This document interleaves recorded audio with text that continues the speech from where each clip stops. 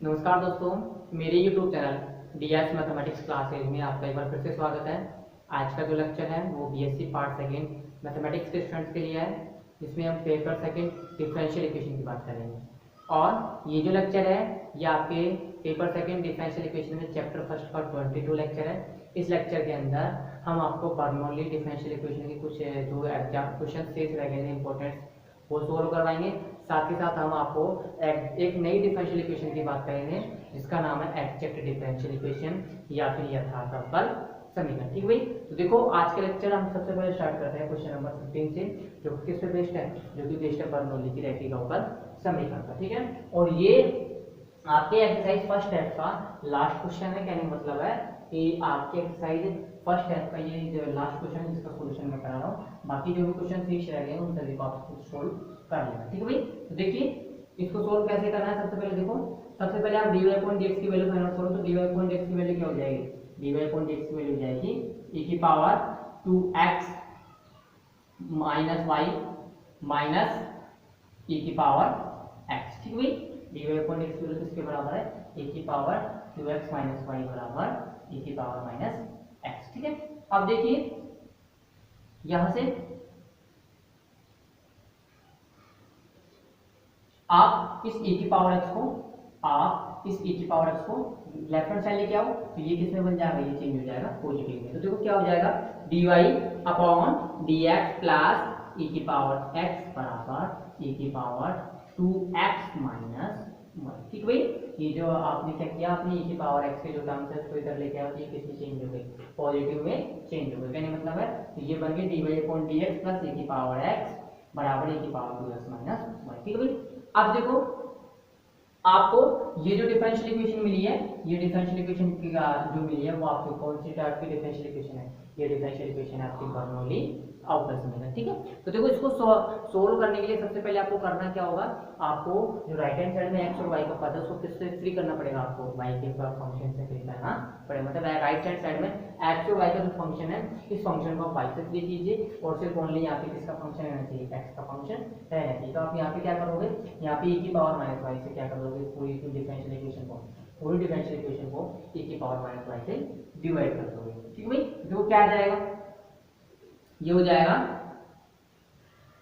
e की power y into dy/dx plus e की power x into e की power y बराबर e की पावर 2x। ठीक है भाई, तो ये आपकी इक्वेशन नंबर 2 हो गई।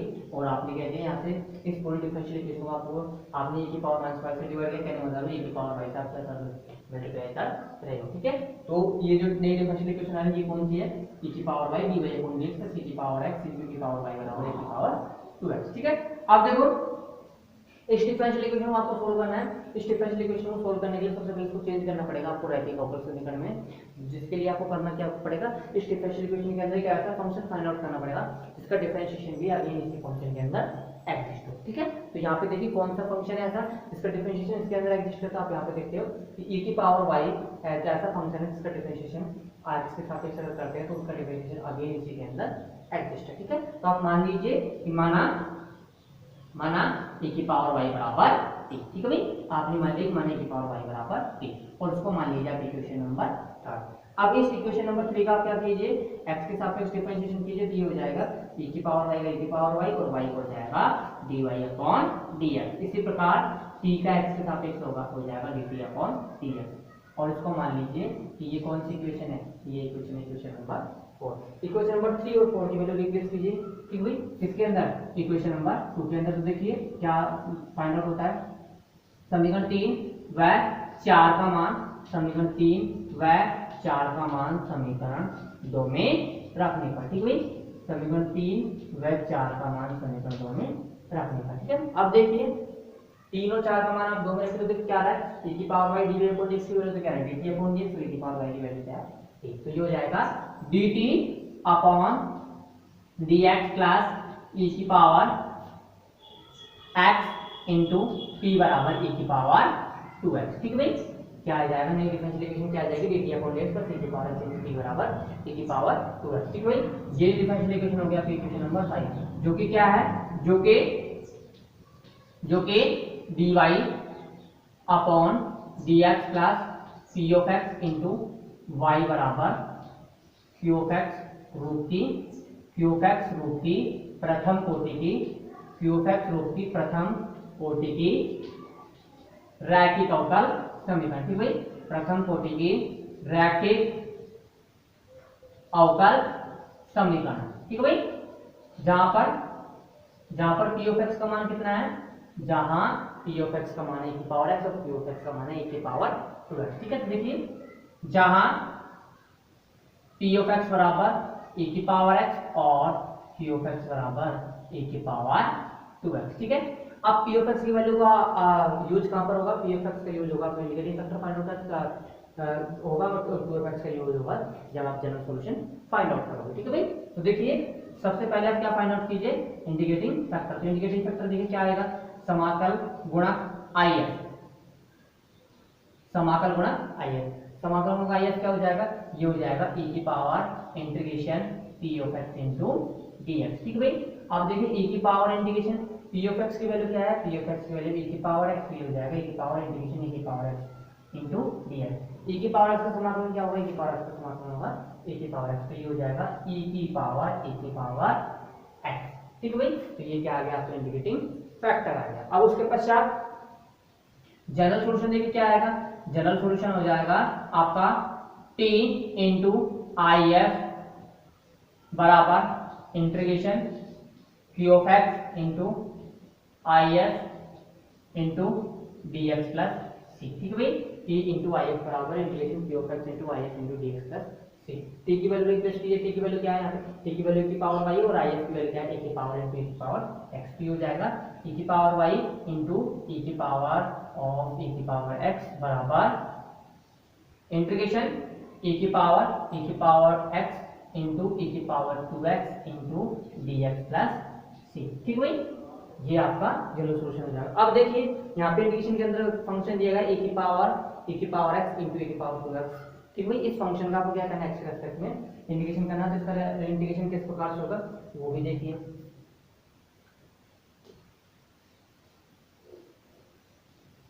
इंटीग्रेशन देखिए इसका,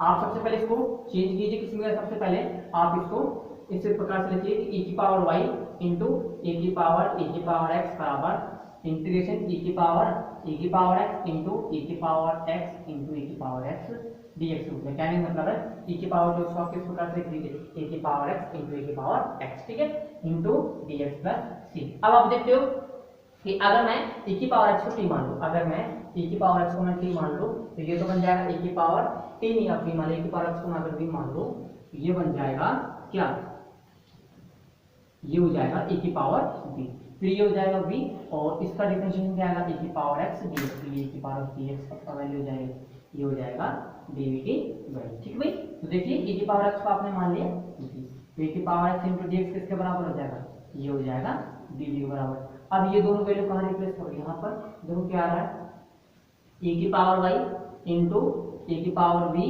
बराबर इंटीग्रेशन e की power v into v into dv plus c। ठीक है, आप जानते हैं e की पावर v इंटू e की पावर v इंटू v का v के रेस्पेक्ट में इंटीग्रेशन क्या होता है, e की पावर इंटू v की power v into v minus 1। ठीक है, इसका इंटीग्रेशन क्या हो जाएगा, इसका इंटीग्रेशन हो जाएगा e की power v into v minus 1। ठीक है भाई, प्लस का समाकल नियतांक c। अब पूरी इक्वेशन के अंदर क्या कीजिए, आप नीचे e की पावर माइनस v से मल्टीप्लाई कीजिए, ये हो जाएगा e की पावर y बराबर v minus 1 plus c into e की पावर माइनस v। v की वैल्यू रिप्लेस करो, तो v की वैल्यू रिप्लेस करने से क्या आ रहा है, e की पावर y बराबर e की power x minus 1 plus c into e की पावर माइनस e की पावर x, जो कि क्या है, जो कि आपके इस डिफरेंशियल इक्वेशन का रिक्वायर्ड सॉल्यूशन है। आपके इस बर्नौली डिफरेंशियल इक्वेशन का ये सॉल्यूशन है। ठीक है, तो ये आपके बर्नौली डिफरेंशियल इक्वेशन के 5 अच्छे क्वेश्चंस थे जो मैंने सोल्व करा दिए, और 5 में से मैंने 3 एग्जांपल आपको सोल्व करा दिए। ठीक है भाई, बाकी जो भी हैं, जो भी क्वेश्चंस और एग्जांपल सीख रहे हैं उन सबको आप सोल्व कर लेना। इंपॉर्टेंट जो थे, जो थोड़ा टफ थे, उन सभी को मैंने आप सोल्व करवा दिया है, बाकी जो भी क्वेश्चन है वो सारे के सारे इजी है। अब इसके पश्चात हम नेक्स्ट जो डिफरेंशियल इक्वेशन पढ़ते हैं वो पढ़ेंगे, वो है यथार्थ अवकल समीकरण या फिर एग्जैक्ट डिफरेंशियल इक्वेशन। नेक्स्ट हम जो डिफरेंशियल इक्वेशन की बात करेंगे वो है आपकी यथार्थ अवकल समीकरण या फिर एग्जैक्ट डिफरेंशियल इक्वेशन। ठीक है, तो देखिए एग्जैक्ट डिफरेंशियल इक्वेशन क्या होती है।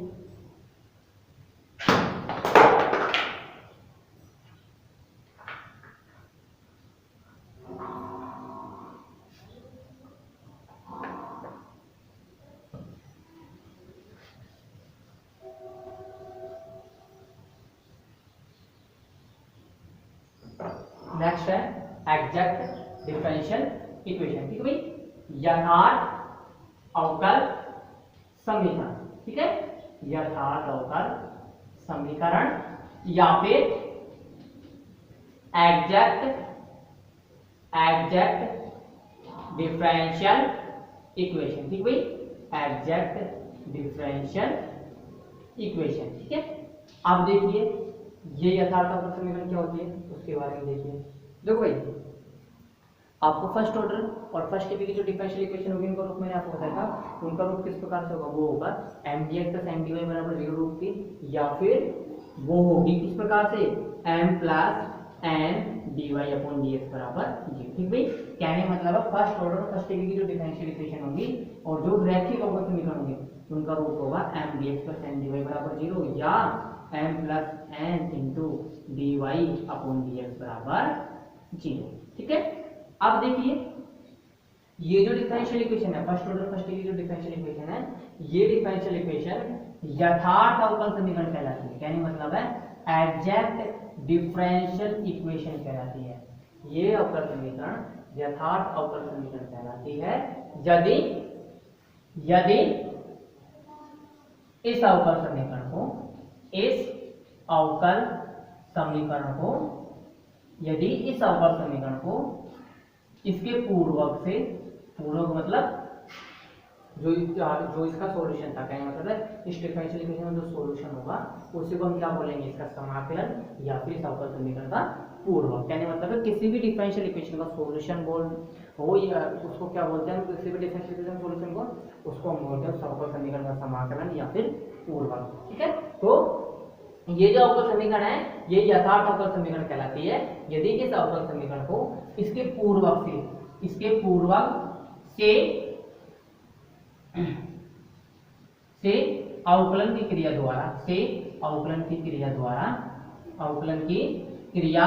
द्वारा प्राप्त किया जा सके। ठीक भाई, अवकलन की क्रिया द्वारा प्राप्त किया जा सके। कहने का मतलब है कि इस डिफरेंशियल इक्वेशन को आप किस प्रकार से ज्ञात करोगे, इसको डिफरेंशियल इक्वेशन को फाइंड कर किस प्रकार से करोगे, इसके पूर्वक का आप क्या करोगे, इसके पूर्वक का आप अवकलन करोगे, तब जाके आपको ये डिफरेंशियल इक्वेशन मिल जाए। यानी मतलब कोई भी डिफरेंशियल इक्वेशन यथार्थ अवकल समीकरण कहलाती है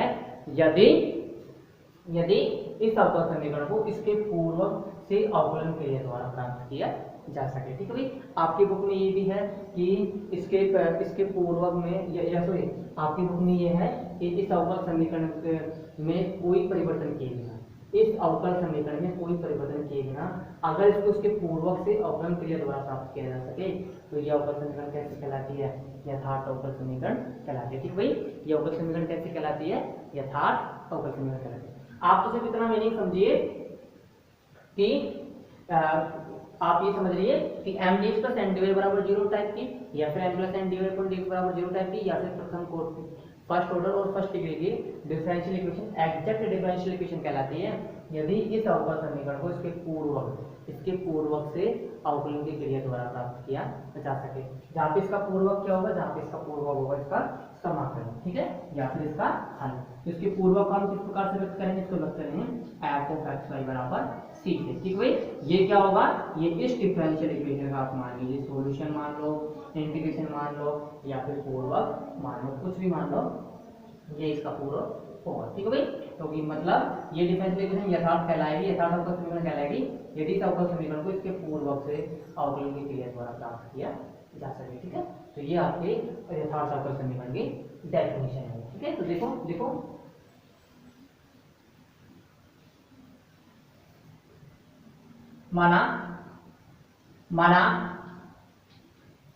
माना M D x plus N D Y बराबर 0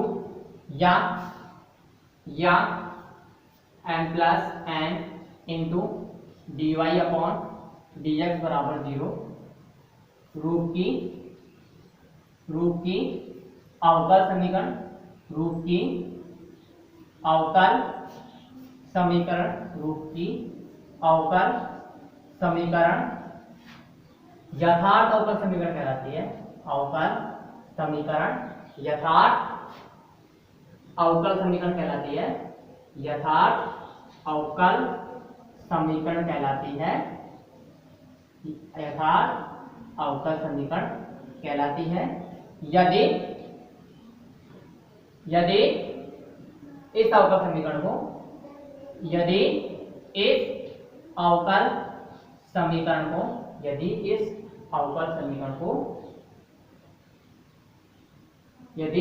अवकल समीकरण को इसके पूर्वक के द्वारा इस अवकल समीकरण को इसके पूर्वक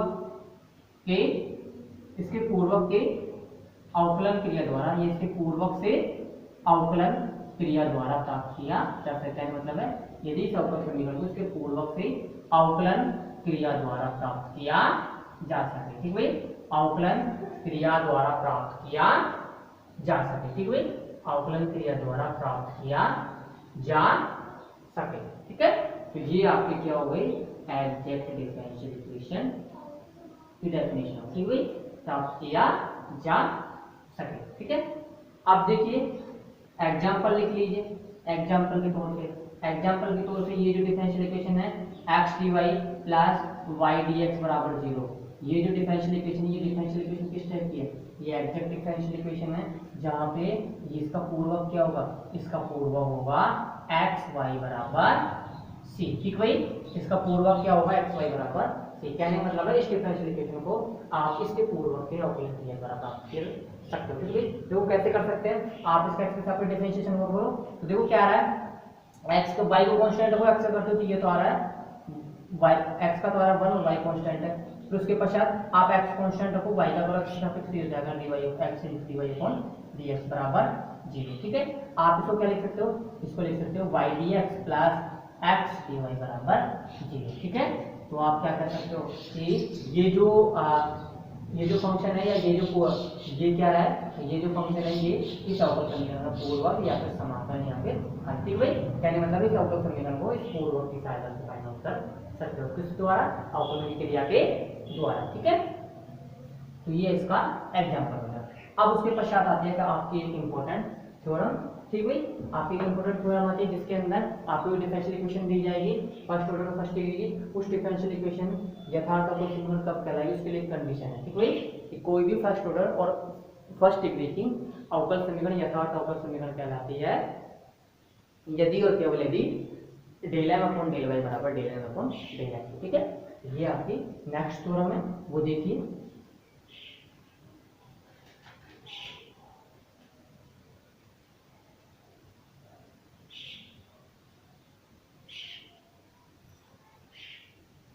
नेक्स्ट आपकी theorem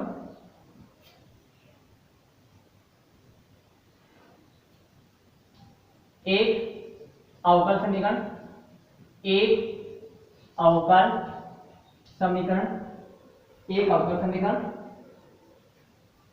M plus N into D Y upon D X बराबर 0 अथवा M D x plus N D Y बराबर 0 जहां एम व एन एक्स व वाई के फलन है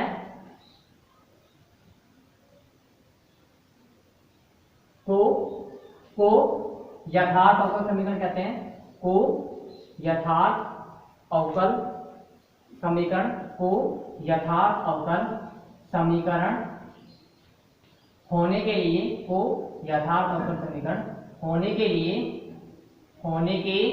लिए आवश्यक व आवश्यक व आवश्यक व पर्याप्त प्रतिबंध, आवश्यक व पर्याप्त प्रतिबंध यह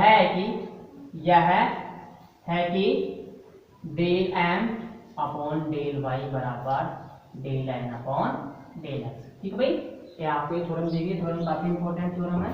ठीक भाई, इसके द्वारा हम जो डिफरेंशियल इक्वेशन है, जो डिफरेंशियल इक्वेशन उनका सॉल्यूशन हम फाइंड आउट करेंगे। ठीक भाई, वे डिफरेंशियल इक्वेशन जिनका सॉल्यूशन हम अभी तक अब तक जो डिफरेंशियल इक्वेशन है उनका तो आप सॉल्यूशन फाइंड आउट कर सकते हो, लेकिन अब जो डिफरेंशियल इक्वेशन आएंगे उनमें से जरूरी नहीं है आप हर अवकल समीकरण का सॉल्यूशन फाइंड आउट कर सको, जो कि आपको जितने भी प्रीवियस मेथड पढ़ाए हैं उनके द्वारा। ठीक भाई, मतलब जितने भी अब तक आपको मेथड पढ़ाए गए हैं उनके द्वारा आप सभी अवकल समीकरण का सॉल्यूशन नहीं फाइंड आउट कर सकते। ठीक है भाई, अब की बार आपको कुछ ऐसी कोई डिफरेंशियल इक्वेशंस मिलेंगे जिनका सॉल्यूशन आप बाकी जो मेथड पढ़ाए उनके द्वारा फाइंड आउट नहीं कर सकते। उनके लिए एक स्पेशल मेथड आता है जो कि आपको बता देंगे इसके कि उनका सॉल्यूशन आप किस प्रकार से फाइंड आउट कर सकते हो।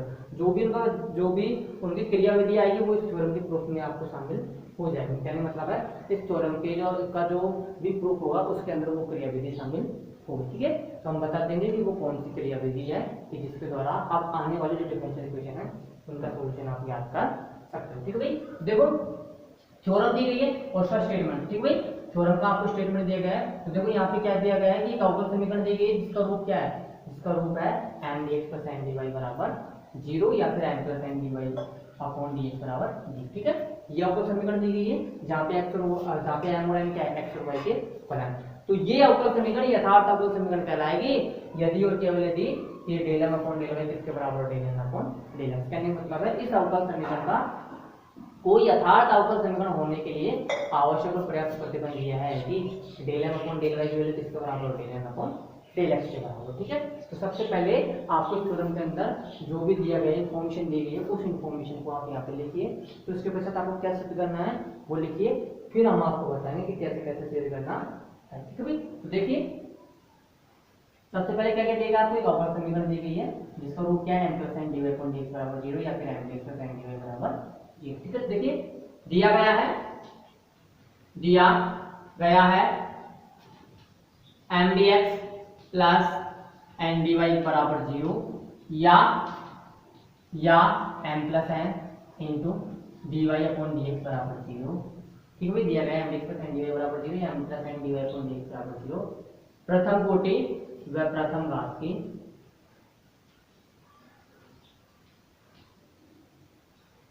दिया गया है M D x plus N D Y बराबर 0 M plus N D Y upon D X बराबर 0 प्रथम कोटि व प्रथम घात की अवकल समीकरण। ठीक भाई, आपको क्या दी गई है, फर्स्ट ऑर्डर में फर्स्ट दी गई है अवकल समीकरण दी गई है। ठीक भाई, जहां पर आपको क्या क्या दिए गए हैं, जहां पर आपको एम और एन किसके फंक्शन दिए गए हैं, जहां पर आपको एम और एन फंक्शन दिए गए एक्स और वाई के। ठीक है भाई, जहां एम व एन किसके फलन है, जहां एम व एन एक्स व वाई के फलन। ठीक भाई, जहां पे एम व एन एक्स व वाई के फलन है। ठीक है, तो ये जो आपको थ्योरम के अंदर दिए गए जो भी इंफॉर्मेशन दी गई वो आपने लिख दी। अब आपको क्या सिद्ध करना वो लिख लीजिए। ठीक है, अब हमें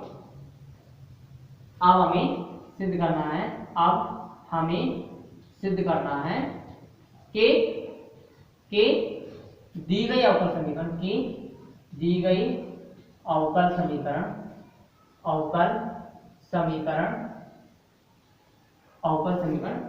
यथार्थ अवकल समीकरण होगी कि दी गई अवकल समीकरण यथार्थ अवकल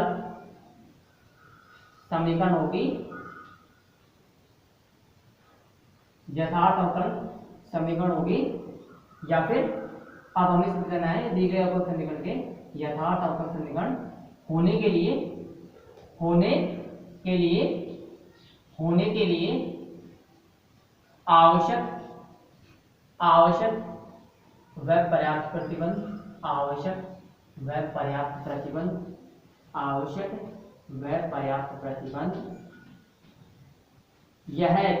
आवश्यक व पर्याप्त प्रतिबंध यह है कि del M upon del y बराबर del N upon del x. ठीक है भाई, del M upon del Y की वैल्यू किसके बराबर, del N upon del x के बराबर। ठीक है भाई, तो देखो यहाँ पे आपको कैसे करना है कि जो आपका समीकरण यथार्थपूर्ण समीकरण होने के लिए आवश्यक प्रतिबंध यह है कि del M upon del y बराबर del N upon del x. ठीक है, इस प्रकार की जो आपको समीकरण होती है, सॉरी इस प्रकार की जो थ्योरम होती है जहाँ पे आवश्यक हो और प्राप्त प्रतिबंध दिए गए हो या फिर यदि और केवल यदि का वर्ड दिए गए हो, तो आपको सोल्व कैसे करना है, आप इसके एक पार्ट को सही मानो और दूसरे पार्ट को सिद्ध करो, फिर दूसरे पार्ट को सही मानो, फर्स्ट पार्ट को सिद्ध करो। तो आप मान लीजिए आपका यहाँ पे फर्स्ट पार्ट क्या है, यहाँ पे फर्स्ट पार्ट है कि आपका समीकरण है यथार्थपूर्ण समीकरण, और सेकंड पार्ट है यहाँ पर del M upon del y बराबर del N upon del x. आप मान लीजिए ये अवकल समीकरण कैसी है, यथार्थपूर्ण समीकरण। ठीक भाई, ये अवकल समीकरण कैसी है, यथार्थपूर्ण समीकरण है। ये अवकल समीकरण यथार्थपूर्ण समीकरण है, तो आपको कैसे करना है कि del M upon del Y किसके बराबर होगा,